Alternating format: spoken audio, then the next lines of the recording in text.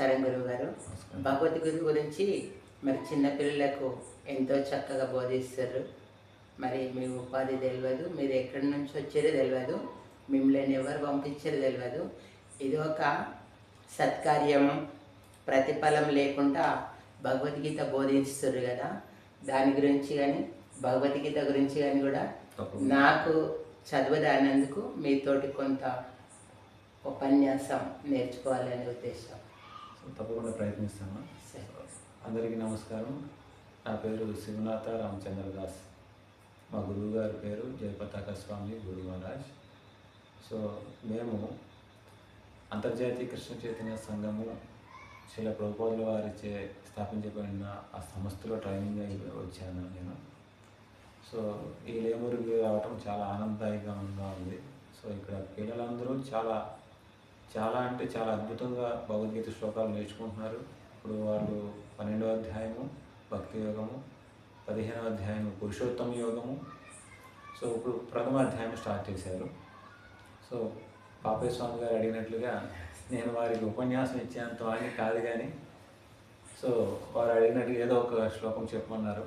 కావున ఇప్పుడు నేను ప్రయత్నం చేస్తాను. సో భగవద్గీత మహత్యము ఆదిశంకరాచార్యులు వారు రచించారు. వారు రచించిన దాంట్లోంచి ఒక శ్లోకము ఇప్పుడు చదివి వినిపిస్తాను.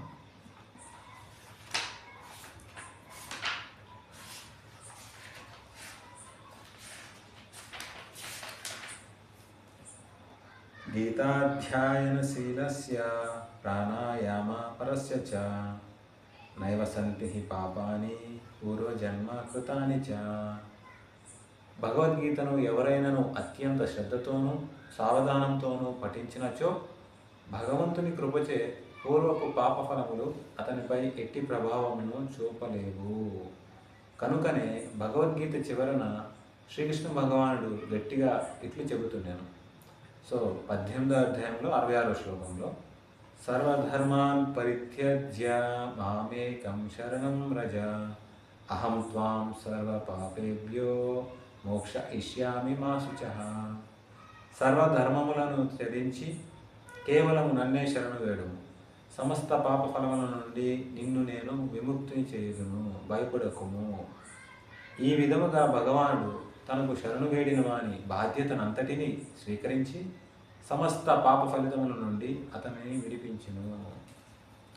సో ఈ విధంగా పిల్లలందరికీ ట్రైనింగ్ ఇవ్వడానికి ప్రయత్నం చేస్తున్నాను. సో పాపయ్య స్వామి లాంటి వారు అందరూ ఇక్కడ నాకు సహకారం చేస్తూ సో దీన్ని ఇంకా పెంపొందించాలని ఆశిస్తున్నాను.